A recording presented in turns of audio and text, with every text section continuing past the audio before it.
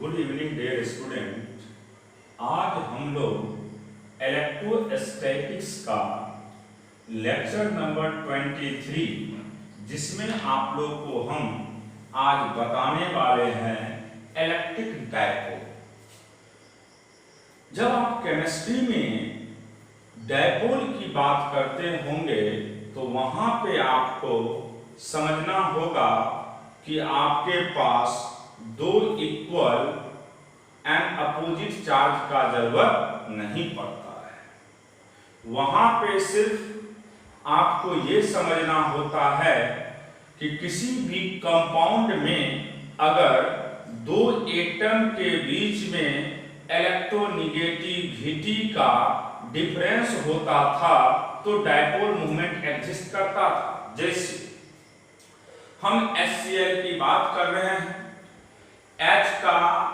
HCl के respect में positive है और Cl H के रिस्पेक्ट में निगेटिव है। तो यहाँ पे दो डिफरेंट एटम के बीच में इलेक्ट्रोनेगेटिविटी का डिफरेंस है। जब इलेक्ट्रोनेगेटिविटी का डिफरेंस है तो निश्चित वहां पे क्या डेवलप होगा,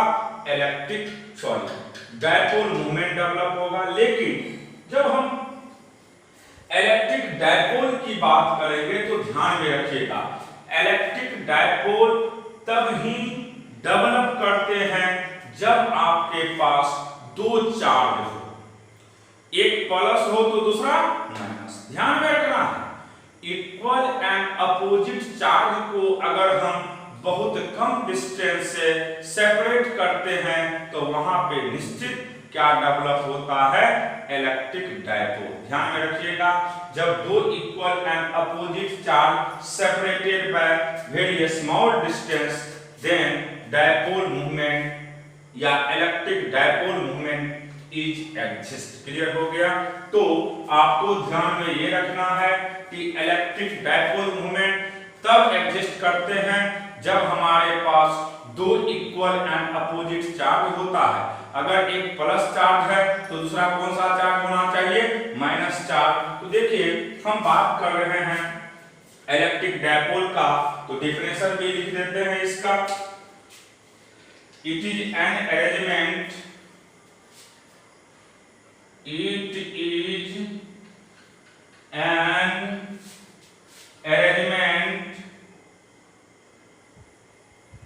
arrangement in which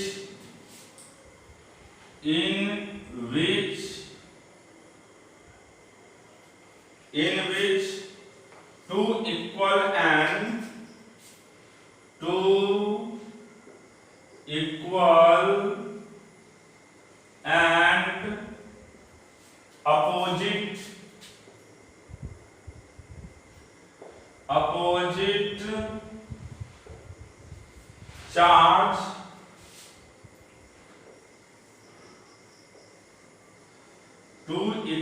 and opposite charge are separated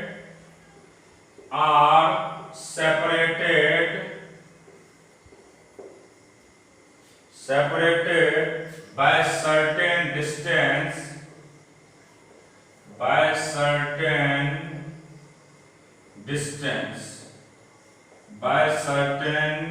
distance,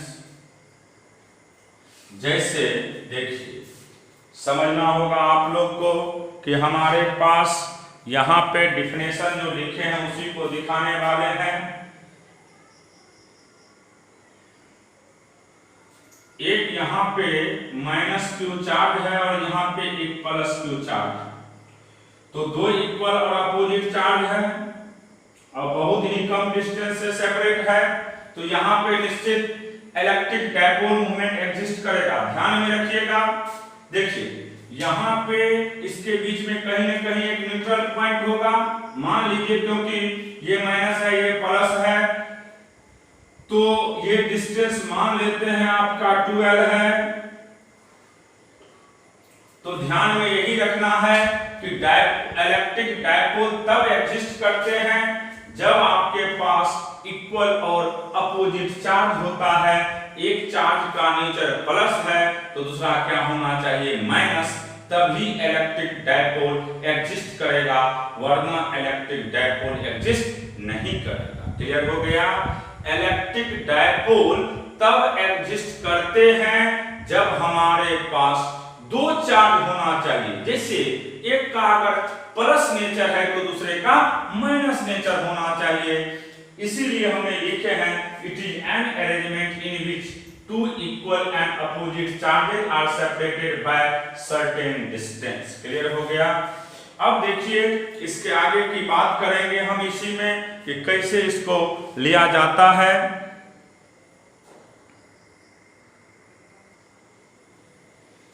अब इसके बाद हम नेक्स्ट पॉइंट की बात करते हैं इलेक्ट्रिक डायपोल मूवमेंट। सुनेंगे ध्यान से, इलेक्ट्रिक डायपोल मूवमेंट क्या है, हम इसके विषय में क्या पढ़ते हैं, सुनिएगा। अगर हमारे पास दो इक्वल और अपोजिट चार्ज होते हैं तो वहां पे क्या डेवलप करता है? Electric dipole. ध्यान में ये भी रखिएगा कि जहां पे भी इलेक्ट्रिक डायपोल एग्जिस्ट करेंगे वहां पे नेट चार्ज का वैल्यू ऑलवेज क्या होता है? जीरो होता है। जहां कहीं पे भी इलेक्ट्रिक डायपोल मूवमेंट एग्जिस्ट करते हैं वहां पे नेट चार्ज का वैल्यू ऑलवेज क्या होता है? जीरो होता है। क्लियर हो गया?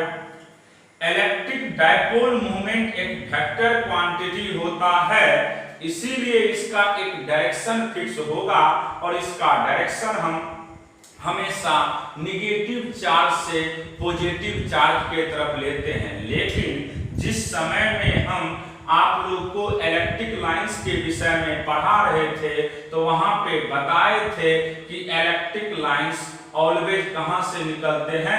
पॉजिटिव चार्ज से, और किसके तरफ जाते हैं? निगेटिव चार्ज के तरफ। तो यहाँ पे जस्ट उसका उल्टा होता है। इलेक्ट्रिक डायपोल और इलेक्ट्रिक लाइंस ऑफ फोर्स एक दूसरे का रिवर्स रूप है। इसमें क्या होता है? माइनस से प्लस के तरफ होता है, किसमें? इलेक्ट्रिक डायपोल के केस में। और वहां पे बात करते हैं तो प्लस से किधर जाता है?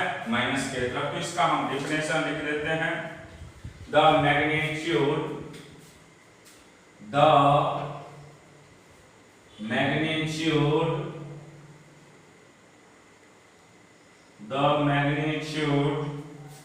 of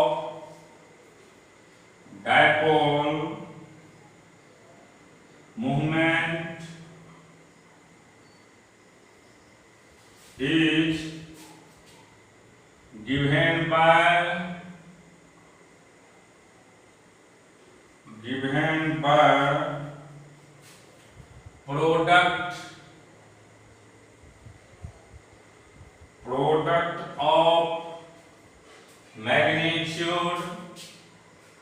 product of magnitude of either charge and dipole length. Full stop. Its direction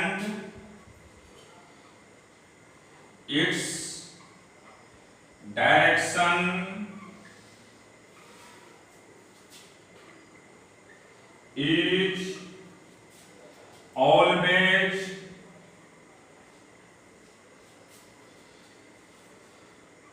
negative to positive charge. इसका डायरेक्शन हमेशा किधर से किधर होता है बाबू? निगेटिव चार्ज से पॉजिटिव चार्ज की तरफ होता है। जैसे हम बात कर रहे हैं यहाँ पे, देखिए यहाँ पे एक हम चार्ज लिए हैं -q, यहाँ पे +q। तो यहाँ पे इलेक्ट्रिक डायपोल मूवमेंट एग्जिस्ट करेगा और इसका डायरेक्शन हमेशा निगेटिव से पॉजिटिव चार्ज की तरफ होगा और इसको p से रिप्रेजेंट करेंगे। इसके बीच का सेपरेशन अगर 2l है तो ध्यान में रखिएगा Q इंटू 2L ही इसका वैल्यू होगा। क्लियर हो गया? तो हमने लिखे हैं कि ये दो चीज का प्रोडक्ट होता है। कोई एक चार्ज लीजिए, मैग्नीट्यूड का मतलब होता है अगर प्लस भी लेंगे तो मॉड में दीजिएगा तो प्लस ही रहेगा, माइनस भी लेंगे मॉड में दीजिएगा तो प्लस ही होगा। तो कोई एक चार्ज और बीच के सेपरेशन के प्रोडक्ट को ही हम किसके नाम से जानते हैं? इलेक्ट्रिक डायपोल मोमेंट के नाम से। और इलेक्ट्रिक डायपोल मोमेंट को हम किससे रिप्रेजेंट करते हैं? P से। किससे? P से। और P का वैल्यू होता है चार्ज इंटू बीच का सेपरेशन। चार्ज इंटू बीच का सेपरेशन। क्लियर हो गया? अब देखिए हम इसका यूनिट की बात करते हैं। सबसे पहले यूनिट की बात करिएगा तो इसका यूनिट हो जाएगा, यहां पे लिख भी देते हैं P का value Q into 2L। Unit की बात करिएगा, यूनिट ऑफ P तो समझिएगा। देखिए चार्ज का यूनिट कूलम, लेंथ का मीटर तो coulomb metre, coulomb metre. Dimension तो निकाल ही दीजिएगा आप लोग। अगर हम बात करते हैं ये कौन सा क्वांटिटी है तो याद रखिएगा it is vector quantity. It is the vector quantity. ये कौन सा क्वांटिटी है? Vector quantity. अब इसके आगे याद ये भी रखिएगा कि जहां पे भी डायपोल मूवमेंट एग्जिस्ट करते हैं वहां पे नेट चार्ज का वैल्यू ऑलवेज क्या होता है? 0। तो लिख देते हैं नोट करके, यहां पे नोट करके लिख देते हैं in case of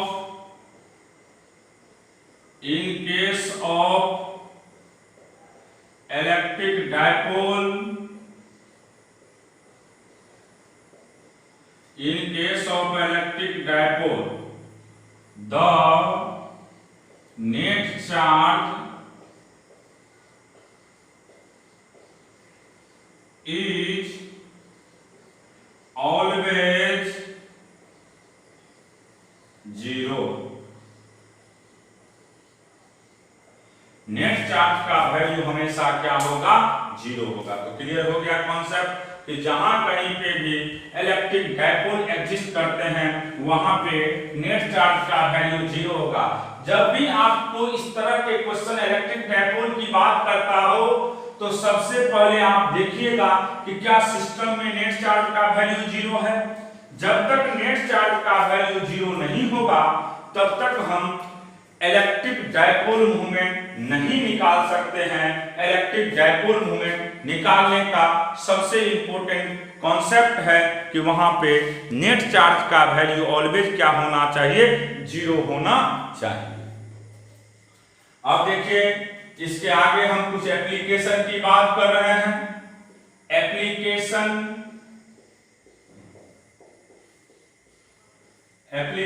की बात कर रहे हैं। देखिए पहला एप्लीकेशन आपको निकालना है टू फाइंड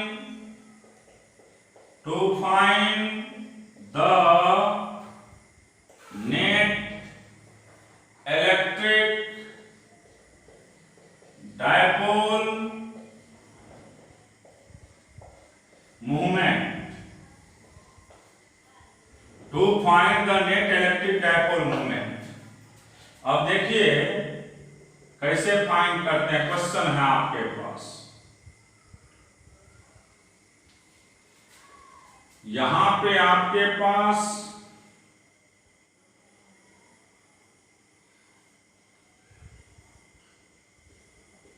+q -2q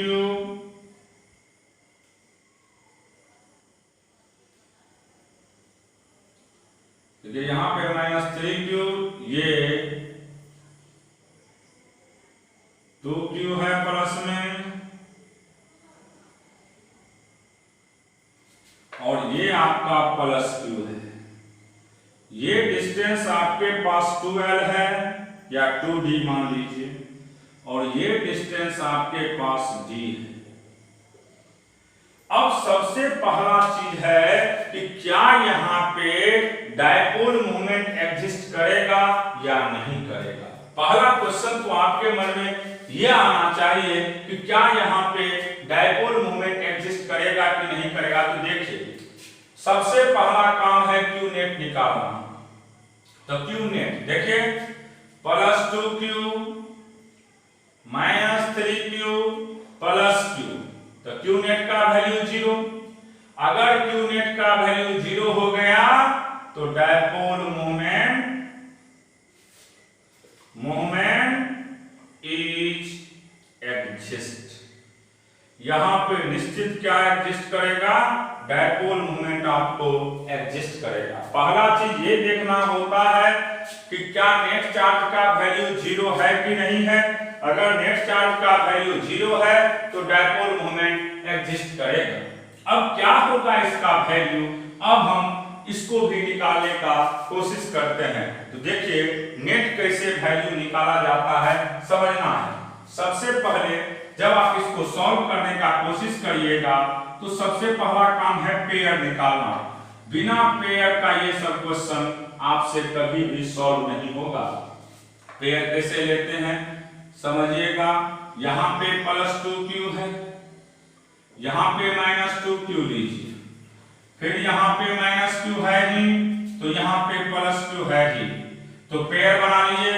अब देखिए ध्यान से, ये एक पेयर हो गया, ये आपके पास एक पेयर हो गया, दूसरा पेयर आपके पास ये हो गया।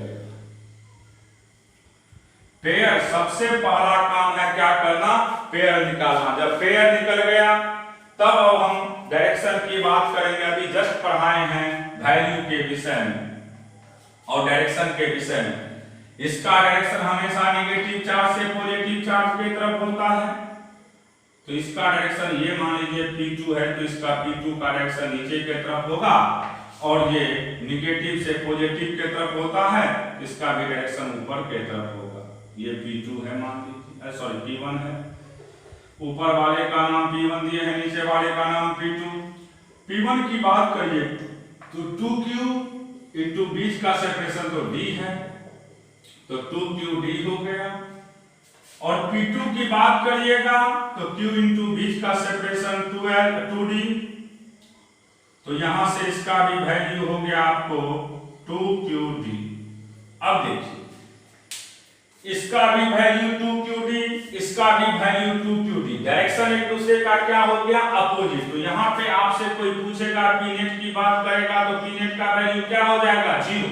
क्यों, क्योंकि मैग्नीट्यूड तो सेम है, डायरेक्शन एक दूसरे का अपोजिट है, इसीलिए इस केस में नेट इलेक्ट्रिक डायपोल की बात करेंगे तो नेट इलेक्ट्रिक डायपोल का वैल्यू ऑलवेज क्या हो जाएगा, 0।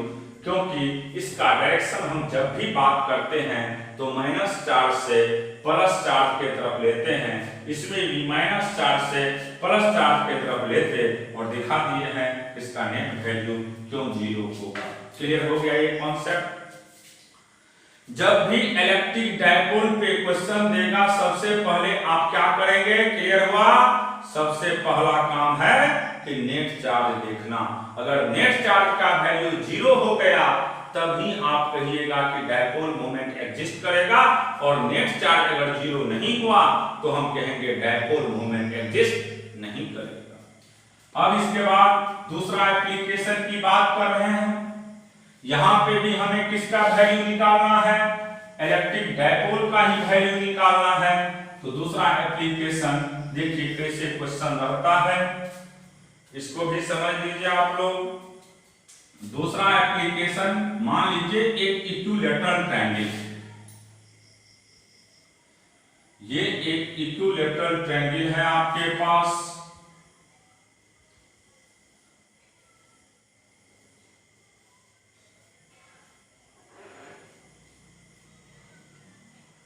इक्विलैटरल ट्रायंगल है। देखिए बाबू यहां पे आपके पास चार्ज मान लीजिए 2q है,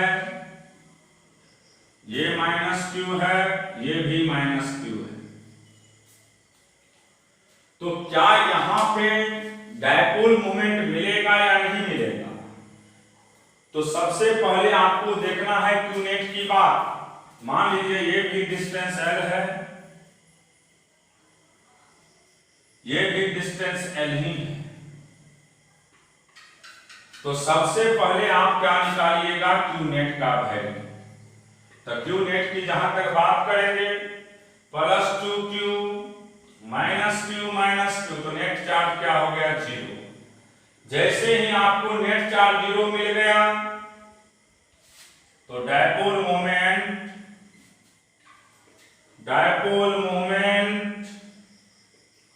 इज एग्जिस्ट। किसी भी केस में अगर नेट चार्ज का वैल्यू 0 हो गया तो निश्चित वहां पे क्या डेवलप करेगा? डायपोल मोमेंट एग्जिस्ट करेगा। पहला पॉइंट क्लियर हो गया। अब इसके बाद हमें यहाँ पे ये भी देखना है कि इसका वैल्यू क्या होगा।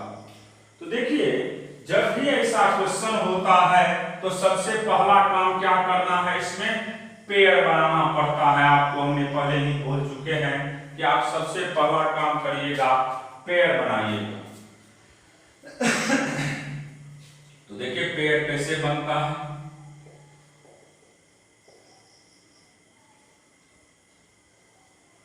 हम पेयर बनाएंगे सबसे पहले।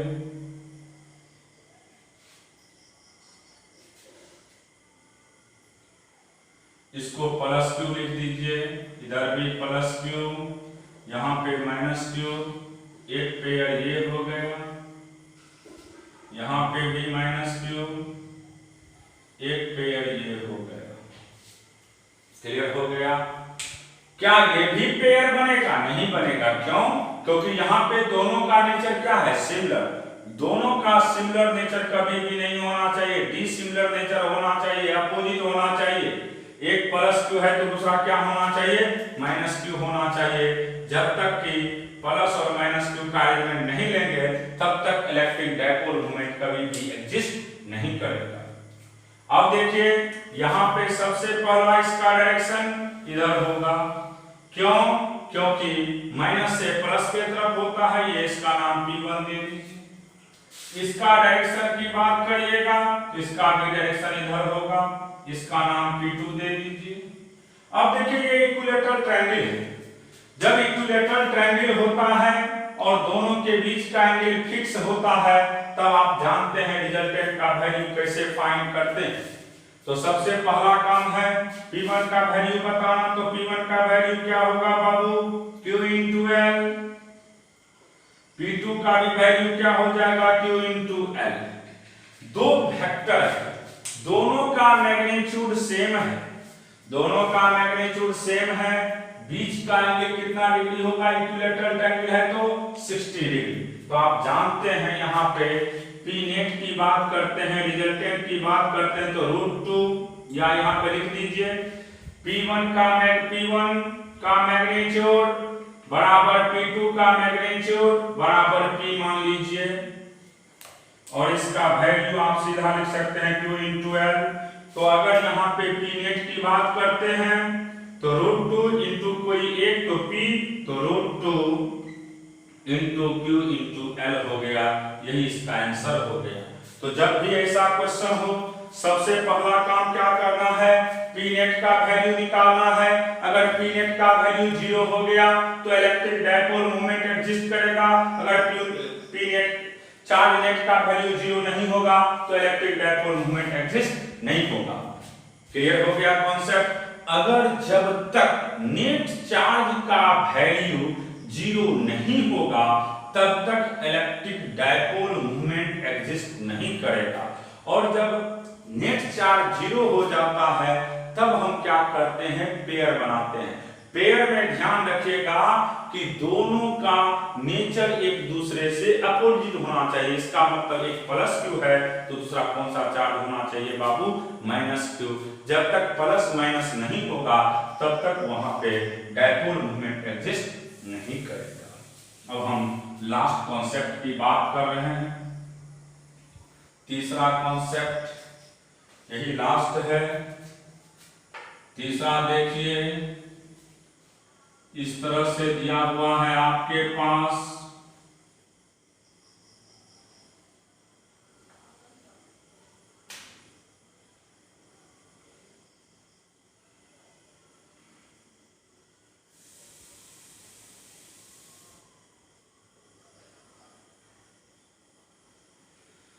देखिए यहाँ पे minus Q minus Q minus Q 3q plus.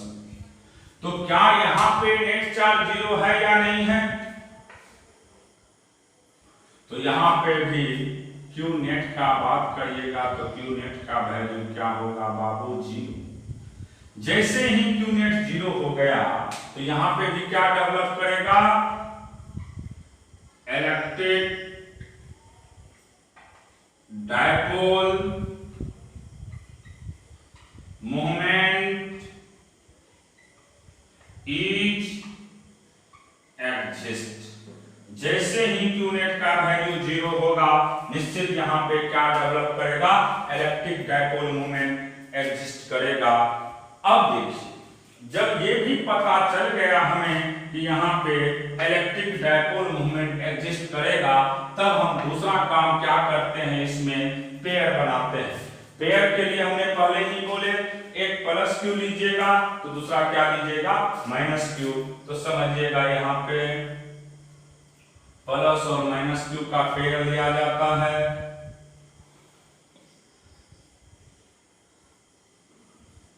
ये माइनस क्यू है, यहां पे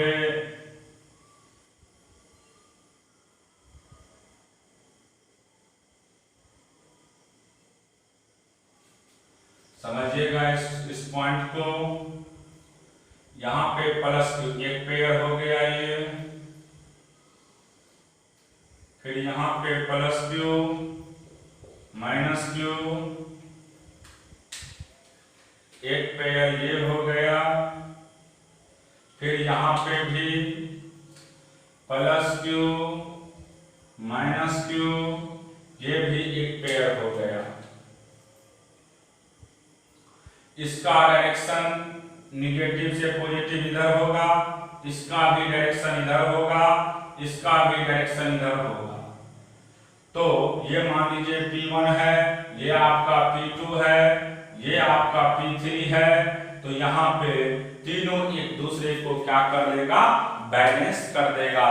यहाँ पे एग्जिस्ट करेगा, तीनों का मैग्नीट्यूड सेम होगा, लेकिन रिजल्टेंट जब निकालिएगा तो यहाँ पे भी रिजल्टेंट की बात करेंगे। इन दोनों का रिजल्टेंट देखिए, इन दोनों के बीच का एंगल 120 डिग्री होगा, 120 डिग्री होगा।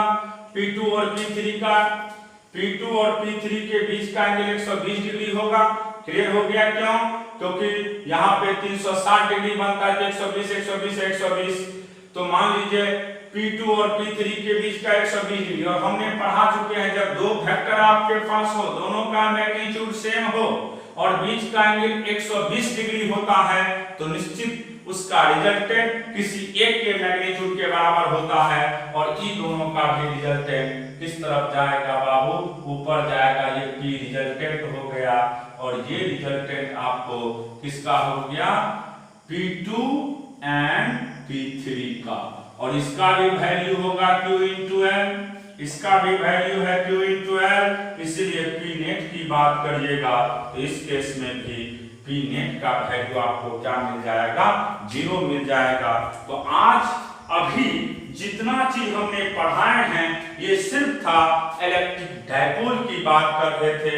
इलेक्ट्रिक डायपोल क्या है, कैसे इलेक्ट्रिक डायपोल का वैल्यू फाइंड करते हैं और उसका रिजल्टेंट कैसे फाइंड करते हैं, ये सभी चीज को अभी हमने पढ़ा चुके हैं। अब इसके आगे का लेक्चर अगले दिन पढ़ाया जाएगा।